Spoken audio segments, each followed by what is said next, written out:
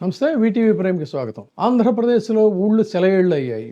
రైతుల కంట కన్నీళ్ళే మిగిలాయి. ఎటు చూసినా కూడా ఒక విలయం, ఒక విషాదం అనేటువంటిది ఆవరించి ఉంది. ఈ విపత్తు నుంచి ఎప్పుడు కోలుకుంటాము అని చెప్పని వాళ్ళు వాపోతున్నారు. ముఖ్యంగా మత్స్యకారులు చెప్తున్నటువంటి మాటలు అయితే ఏంటంటే 2 నెలలు పడుతుంది కనీసం మేము కోలుకోవడానికి. ప్రభుత్వం మమ్మల్ని ఎంత వరకు ఆదుకుంటుందో అని చెప్పనేటువంటి దీన్ని వాళ్ళు వ్యక్తం చేస్తున్నారు. సో ఈ నేపథ్యంలో జగన్మోహన్ రెడ్డి గారి గురించి ఇక్కడ మనం ప్రత్యేకంగా ఎందుకు చెప్పుకోవాలంటే ఇది ప్రభుత్వం చేసే పని కదా, మనకు సంబంధం లేదని అనుకోలేదు ఆయన.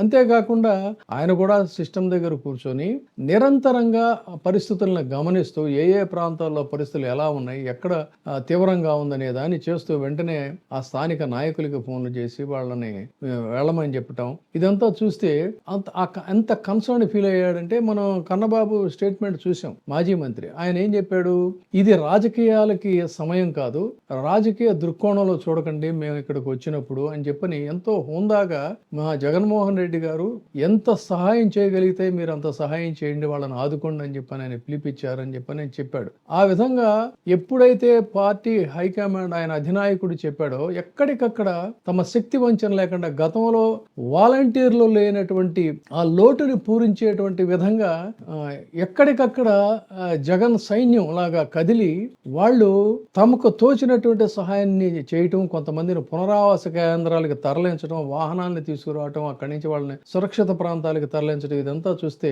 ఇది కదా నిజమైనటువంటి రాజకీయం. ప్రజల కష్టాల్లో ఉన్నప్పుడు సంకుచిత దృక్కోణంలోంచి చూడటం, సంకుచితంగా ఆలోచించడం కాకుండా ప్రజల కోసమే మనం ఉన్నామని చెప్పని వ్యవహరించడమే నిజమైనటువంటిది.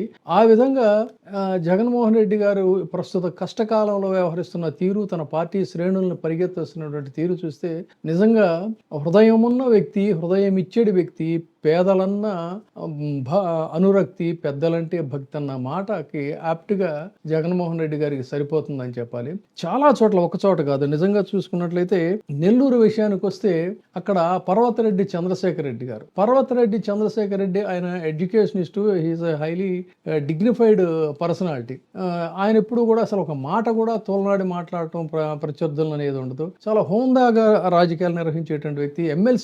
ఎమ్మెల్సీ కాబట్టి అసలు ఆయనకి పబ్లిక్తో అవసరం లేదు. కానీ జగన్మోహన్ రెడ్డి గారు ఒక మాట చెప్పారనేసరికి హుటాహుటిన అక్కడి నుంచి కదిలి మనకున్న సమాచారం మేరకు 3, 4, 5, 42, 45, 48, 49, 52, 53, 54 డివిజన్స్ లో ఆయన ప్రత్యక్షంగా పర్యటించి వాళ్ళకి కావలసినటువంటి ఇన్స్టాంట్ గా కావలసినటువంటి వస్తువులన్నిటినీ కూడా సమకూర్చారు. తర్వాత ఇంకా ఎప్పటికప్పుడు అడిగి తెలుసుకుంటున్నారని చెప్పి తెలిసింది. ఇట్లా ఒక చోటనేంటి ఎక్కడికక్కడ అటు మదనపల్లిలో నిస్సార్ అహ్మద్, ప్రసాద్ బాబు, నాగిరెడ్డి, వేణుగోపాల్ రెడ్డి అలాంటి వాళ్ళు తరలిళ్లారు. గుంటూరు 57వ డివిజన్కి గడ్డిపాడు చెరువుకి వస్తే షేక్ నూర్ ఫాతిమా, ఇంకా మిగతా వాళ్ళందరూ, పినిపే శ్రీకాంత్ అల్లవరంలోకి వస్తే ఏమ్మా మీరు ఎందుకు వెళ్ళలేదు పునరావాస కేంద్రాలకు, మీకు కావాలంటే వెహికల్స్ పంపిస్తానని చెప్పని మాట్లాడినటువంటి తీరు. ఇక వంగా గీతగా ఆమెను చూసాం.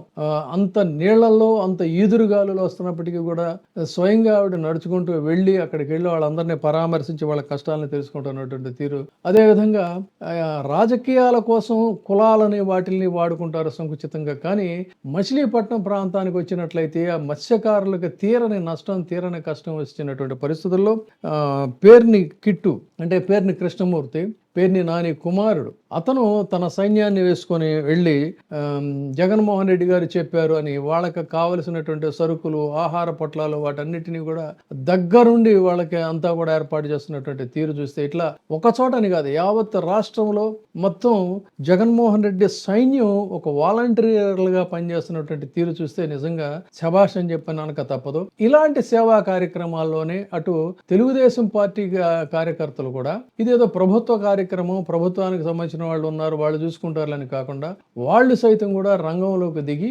సేవలు చేయటంలో పోటీ పడితే బాగుంటుందని చెప్పుకోవాలి. ఈ విషయంలో అయితే ఖచ్చితంగా ప్రత్యేకంగా తన వంతు బాధ్యతగా నిర్వర్తిస్తున్నటువంటి తీరు, ఇది బాధ్యత కలిగిన నాయకుడు. మీరు ప్రతిపక్ష హోదా ఇచ్చారా లేదా అనేది దట్ ఈజ్ ఇమ్మెటీరియల్ ఈ టైంలో.